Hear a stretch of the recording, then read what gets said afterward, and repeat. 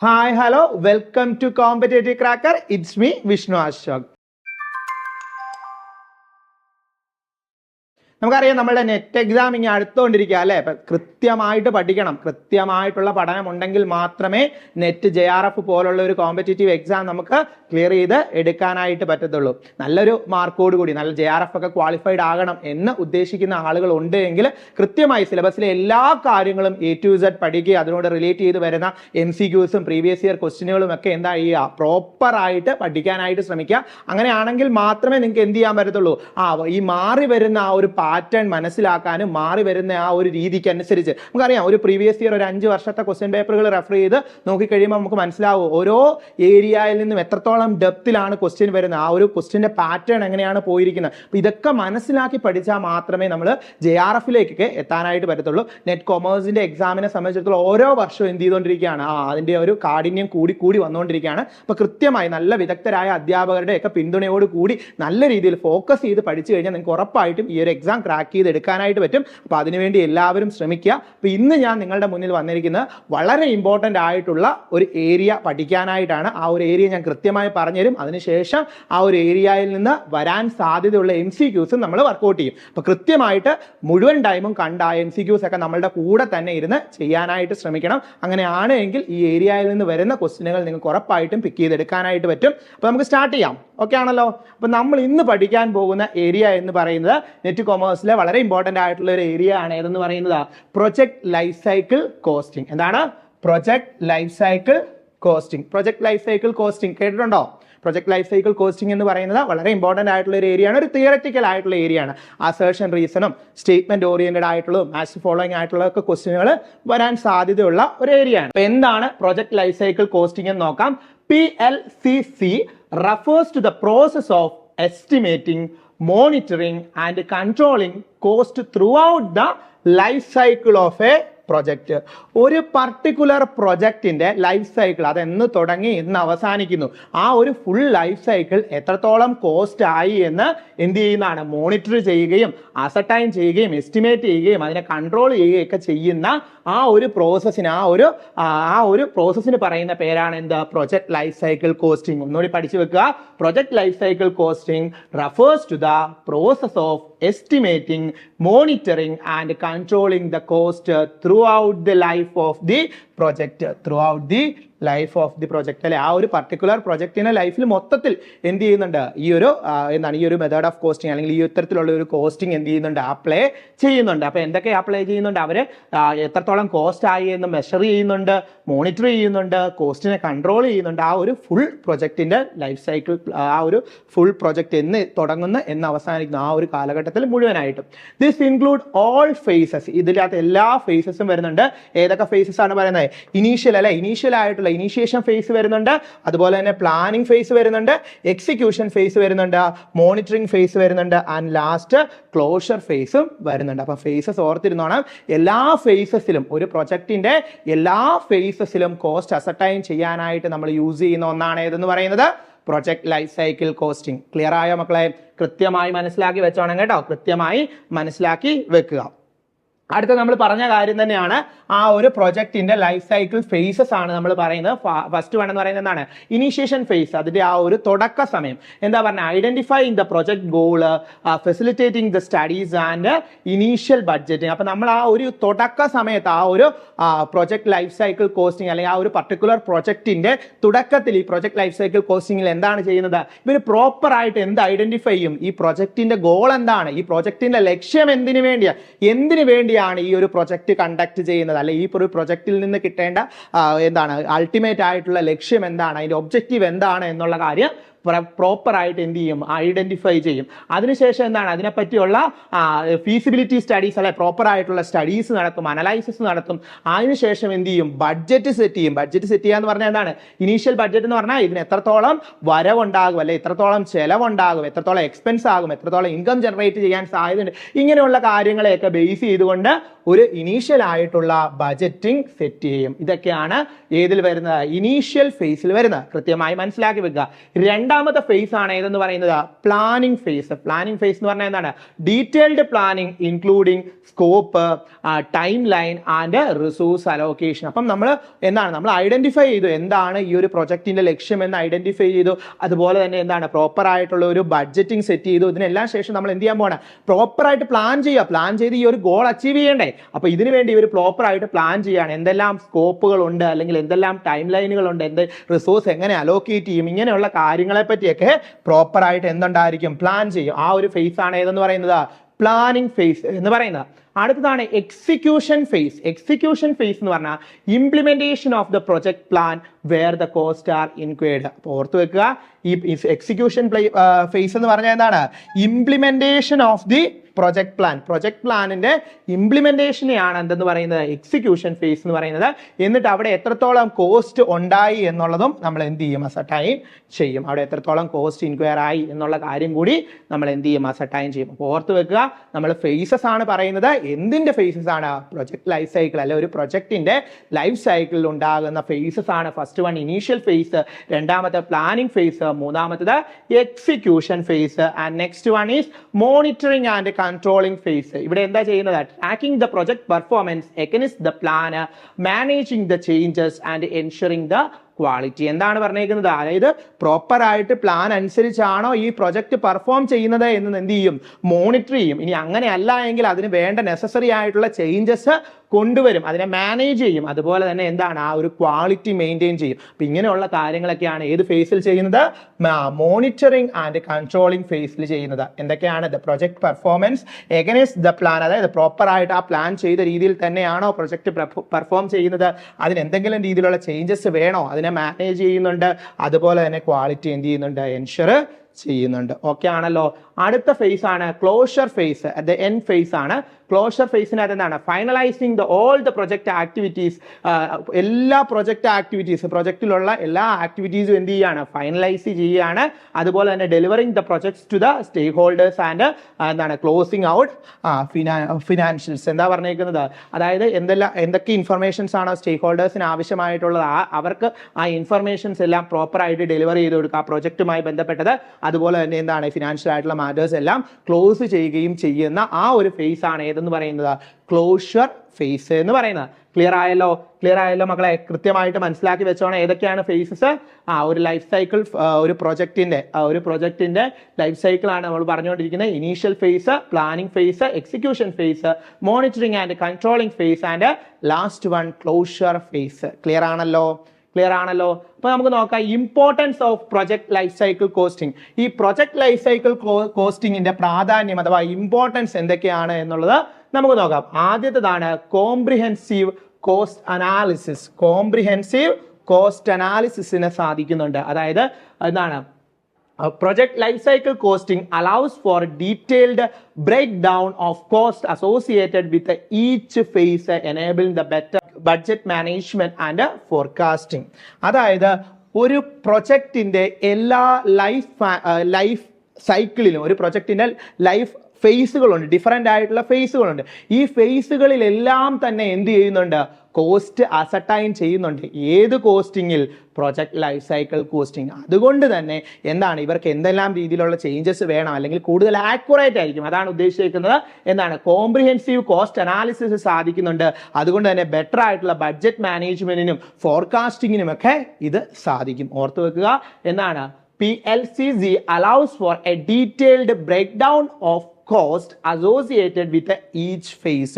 ഓരോ ഫേസിലും നമ്മൾ പറഞ്ഞ ഓരോ ഫേസിലും എന്ത് ചെയ്യുന്നുണ്ട്? കോസ്റ്റ് എത്രത്തോളമായി എന്നുള്ളത് നമ്മൾ എന്ത് ചെയ്യുന്നുണ്ട്? അസർട്ടൈൻ ചെയ്യുന്നുണ്ട്, പ്രോപ്പറായിട്ട് ഇവാലുവേറ്റ് ചെയ്യുന്നുണ്ട്.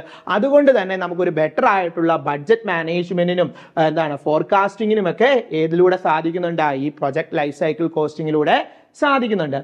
നെക്സ്റ്റ് വൺ ആണ് ഇൻഫോംഡ് ഡിസിഷൻ മേക്കിങ്ങിന് ഹെൽപ്പ് ചെയ്യുന്നുണ്ട്. അതാണ് ഉദ്ദേശിക്കുന്നത് കേട്ടോ. By understanding the total cost implication, the project managers can make more informed decisions regarding the project viability and resource allocation. അല്ലേ? അതായത് നമുക്കറിയാം ഓരോ ഫേസിലും നമ്മൾ എന്ത് ചെയ്യുന്നുണ്ട്? കോസ്റ്റ് എത്രത്തോളമായി എന്ന് അസർട്ടൈൻ ചെയ്യുന്നുണ്ട്. അതുകൊണ്ട് തന്നെ ഒരു പ്രൊജക്ട് ഇംപ്ലിമെന്റ് ചെയ്യാനായിട്ട് എത്രത്തോളം കോസ്റ്റ് ആയി എന്നുള്ള കാര്യമൊക്കെ നമുക്ക് എന്ത് ചെയ്യാൻ പറ്റും? മനസ്സിലാക്കാനായിട്ട് പറ്റും. അതുകൊണ്ട് തന്നെ മാനേജേഴ്സിനൊക്കെ എന്ത് ചെയ്യാൻ പറ്റും, പ്രോപ്പർ ആയിട്ടുള്ള ഡിസിഷൻ മേക്കിങ്ങിന് എന്ത് ഹെൽപ്പ് ചെയ്യുന്നുണ്ട്, ഈ project life cycle costing help ചെയ്യുന്നുണ്ട്. അതാണ് രണ്ടാമതായിട്ട് പറഞ്ഞിരിക്കുന്നത്. അടുത്തതാണ് റിസ്ക് മാനേജ്മെന്റ്.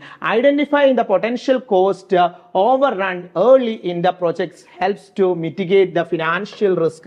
അതായത് നമ്മൾ നേരത്തെ തന്നെ അല്ലേ, നമ്മൾ എല്ലാ ഫേസുകളിലും എന്ത് കാൽക്കുലേറ്റ് ചെയ്തുകൊണ്ടിരിക്കുകയാണ്, കോസ്റ്റ് കാൽക്കുലേറ്റ് ചെയ്ത് പ്രോപ്പറായിട്ട് അസർട്ടൈൻ ചെയ്ത് പ്രോപ്പറായിട്ട് ഇവാലുവേറ്റ് ചെയ്ത് പോകുന്നത് കൊണ്ട് തന്നെ റിസ്ക് മാനേജ് ചെയ്യാൻ, ഫിനാൻഷ്യൽ ആയിട്ടുണ്ടാകുന്ന റിസ്ക് മാനേജ് ചെയ്ത് കൊണ്ടുപോകാനായിട്ട് ഇതിലൂടെ സാധിക്കുന്നുണ്ട്, ഈ പ്രൊജക്ട് ലൈഫ് സൈക്കിൾ കോസ്റ്റിങ്ങിലൂടെ സാധിക്കുന്നുണ്ട്. അതാണ് ഏതെന്ന് പറയുന്നത്, റിസ്ക് മാനേജ്മെന്റ് എന്ന് പറയുന്ന പോയിന്റിൽ അവർ എക്സ്പ്ലെയിൻ ചെയ്തിരിക്കുന്നത്. നെക്സ്റ്റ് വൺ ആണ് പെർഫോമൻസ് മെഷർമെന്റ് എന്ന് പറഞ്ഞു കഴിഞ്ഞാൽ നോക്കുക എന്താണ്, project life cycle costing provides the metrics for evaluating the project performance against the budget, timeline and resource utilization. അല്ലെ, നമുക്കറിയാം പ്രൊജക്ട് ലൈഫ് സൈക്കിൾ കോസ്റ്റിംഗിൽ ഓരോ ഫേസിലും എന്ത് കാൽക്കുലേറ്റ് ചെയ്യുന്നുണ്ട്, കോസ്റ്റ് കാൽക്കുലേറ്റ് ചെയ്യുന്നുണ്ട്. അതുകൊണ്ട് തന്നെ എന്താണ്, പ്രോപ്പർ ആയിട്ടുള്ള ബഡ്ജറ്റിങ്ങിനും അതുപോലെ റിസോഴ്സ് അലോക്കേഷനും റിസോഴ്സ് യൂട്ടിലൈസേഷനും ഒക്കെ എന്ത് ചെയ്യുന്നുണ്ട്, ഇത് ഹെൽപ്പ് ചെയ്യുന്നുണ്ട്. പെർഫോമൻസ് മെഷർമെന്റിന് വളരെയധികം പ്രാധാന്യം അല്ലെ വളരെയധികം ഹെൽപ്പ് ചെയ്യുന്ന ഒന്നാണ് ഏതെന്ന് പറയുന്നത്, പ്രൊജക്ട് ലൈഫ് സൈക്കിൾ കോസ്റ്റിംഗ് എന്ന് പറയുന്നത്. It's provides the metrics for evaluating the project performance. അല്ലെ, പ്രോപ്പർ ആയിട്ടുള്ള ബഡ്ജറ്റിംഗ് വെച്ചുകൊണ്ടും ടൈം ലൈൻ വെച്ചുകൊണ്ടും റിസോഴ്സ് അലോക്കേഷൻ ഒക്കെ പ്രോപ്പറായിട്ട് എന്താണ് കൊടുത്തുകൊണ്ടും ഒക്കെ എന്താണ് ഒരു പ്രൊജക്ടിന്റെ പെർഫോമൻസ് എത്രത്തോളം ഉണ്ട് എന്ന് ഇവാലുവേറ്റ് ചെയ്യാനായിട്ട് ഇതിലൂടെ സാധിക്കുന്നുണ്ട്, ഈ പ്രൊജക്ട് ലൈഫ് സൈക്കിൾ കോസ്റ്റിങ്ങിലൂടെ സാധിക്കുന്നുണ്ട്. കൃത്യമായിട്ട് മനസ്സിലാക്കി പോകണം കേട്ടോ. അടുത്തതാണ് എന്താ പറഞ്ഞിരിക്കുന്നത്, സ്റ്റേക്ക് ഹോൾഡേഴ്സ് കമ്മ്യൂണിക്കേഷൻ. നമ്മൾ പറഞ്ഞിരുന്നു എന്താണ്, പ്രോപ്പർ ആയിട്ട് ആ പ്രൊജക്ട് ഇൻഫർമേഷൻസ് ഒക്കെ ആരിലേക്ക് കൈമാറ്റം ചെയ്യുന്നുണ്ട്, സ്റ്റേക്ക് ഹോൾഡേഴ്സിലേക്ക് പ്രോപ്പർ ആയിട്ട് കൊടുക്കുന്നുണ്ടെന്ന് പറഞ്ഞിട്ടുണ്ട്. The clear cost tracking and reporting facilitates the better communication with stakeholders regarding the project financials. അല്ലെ, ആ പ്രൊജക്ടിന്റെ ഫിനാൻഷ്യൽ ആയിട്ടുള്ള അല്ലെ പ്രൊജക്ടിന്റെ മോണിറ്ററി ആയിട്ടുള്ള കാര്യങ്ങളെ പറ്റിയുള്ള ആ സ്റ്റേക്ക് ഹോൾഡേഴ്സിന് അറിവ് വേണം, അവർക്ക് അത് പ്രോപ്പർ ആയിട്ടുള്ള നോളജ് കിട്ടണം. അതുകൊണ്ട് തന്നെ എന്താണ് ഓരോ ഫേസിലും ഈ എന്താണ് ഡീറ്റെയിൽ ആയിട്ടുള്ള ഇവാലുവേഷൻ, കോസ്റ്റ് ഇവാലുവേഷൻ നടത്തുന്നത് കൊണ്ട് തന്നെ ക്ലിയർ ആയിട്ടുള്ള ഒരു കോസ്റ്റ് ട്രാക്ക് ചെയ്യാനായിട്ട് പറ്റും. അതുപോലെ തന്നെ അത് റിപ്പോർട്ട് ചെയ്ത് ആരിലേക്ക് കമ്മ്യൂണിക്കേറ്റ് ചെയ്യാനായിട്ട് പറ്റും, സ്റ്റേക്ക് ഹോൾഡേഴ്സിലേക്ക് കമ്മ്യൂണിക്കേറ്റ് ചെയ്യാനായിട്ട് പറ്റും. അപ്പൊ ഇതൊക്കെയാണ് പ്രധാനപ്പെട്ട ഇമ്പോർട്ടൻസ് എന്ന് പറയുന്നത്. എന്തിന്റെ ഇമ്പോർട്ടൻസ്, ഈ ഒരു പ്രൊജക്ട് ലൈഫ് സൈക്കിൾ കോസ്റ്റിന്റെ ഇമ്പോർട്ടൻസ്. അപ്പൊ നമ്മൾ ഡീറ്റെയിൽ ആയിട്ട് ഈ പ്രൊജക്ട് ലൈഫ് സൈക്കിൾ കോസ്റ്റിങ്ങിനെ പറ്റി ഡീറ്റെയിൽ ആയിട്ടുള്ള ക്ലാസ്സുകളൊക്കെ നമ്മുടെ ആപ്പിൽ അവൈലബിൾ ആണ്. ഇപ്പം എന്താണ് ആപ്പിൽ ജോയിൻ ചെയ്ത ആപ്പിലെ ക്ലാസ്സുകൾ എല്ലാവരും കാണണം. ഡീറ്റെയിൽ ആയിട്ട് A to Z കാര്യങ്ങൾ നമ്മുടെ ആപ്പിൽ ക്ലാസ്സുകൾക്കകത്ത് ഉണ്ട്. അപ്പൊ നമുക്ക് എന്ത് നോക്കാം, കുറച്ച് ക്വസ്റ്റ്യനുകൾ നോക്കാം. പ്രൊജക്ട് ലൈഫ് സൈക്കിളിന്റെ ഒരു ഇൻട്രൊഡക്ഷൻ ഏരിയ ആണ് നമ്മൾ പഠിച്ചത്. അപ്പൊ അതും ആയി ബേസ് ചെയ്തിട്ടുള്ള ക്വസ്റ്റ്യൻ ആണ്. പെട്ടെന്ന് വായിച്ചു നോക്കിയിട്ട് ആൻസർ മാർക്ക് ചെയ്ത് നിങ്ങൾ മാർക്ക് ചെയ്ത് തുടങ്ങാം കേട്ടോ. അപ്പൊ നോക്കി എന്താ അസേർഷൻ ആയിട്ട് എന്താ പറഞ്ഞിരിക്കുന്നത്, in closure phase of a project, ഒരു പ്രൊജക്ടിന്റെ ക്ലോഷർ ഫേസ് ആണെങ്കിൽ PLCC അതായത് project life cycle costing focus on finalising all the project activities and closing out financials.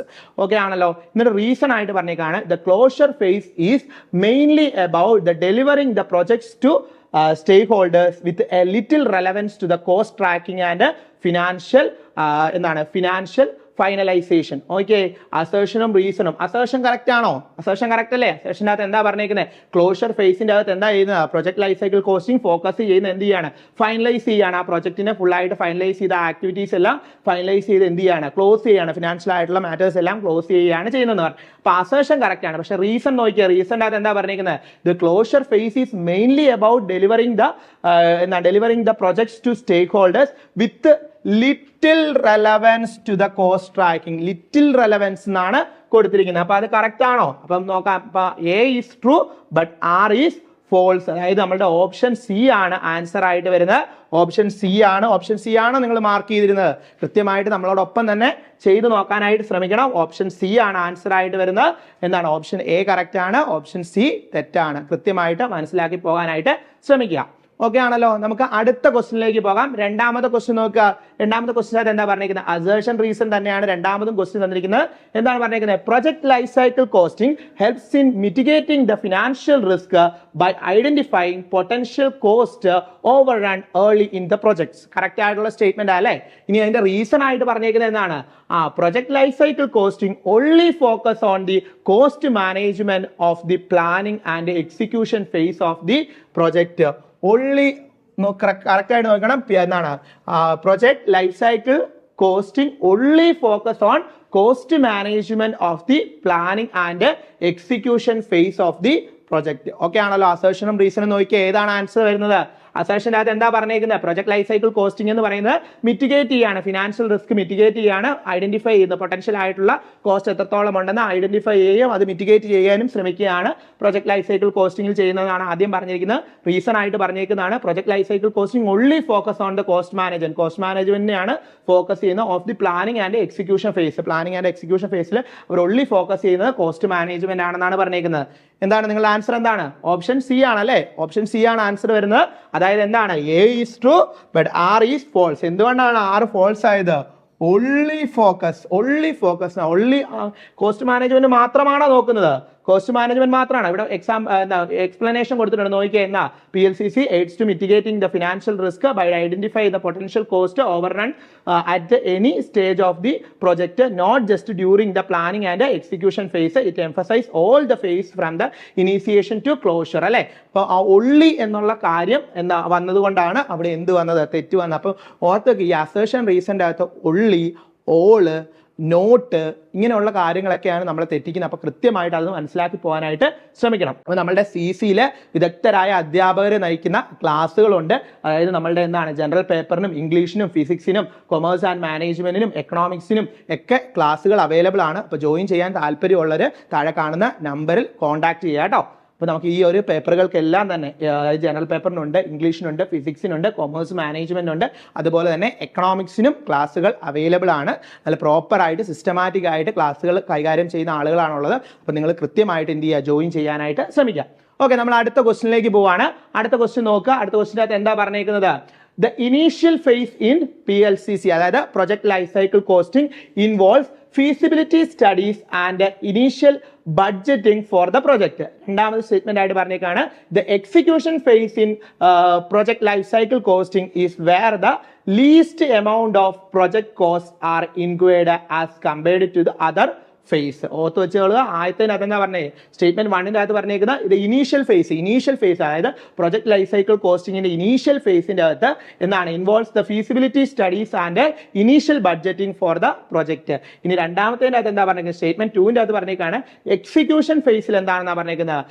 Project life cycle കോസ്റ്റിംഗിലെ എക്സിക്യൂഷൻ ഫേസിൽ where the least amount of project cost are incurred as compared to the other phase. മറ്റ് ഫേസുകളെ compare ചെയ്യുമ്പോൾ least amount of project cost ആണ് execution ഫേസിൽ വരുന്നതെന്നാണ് പറഞ്ഞേക്കുന്നത്.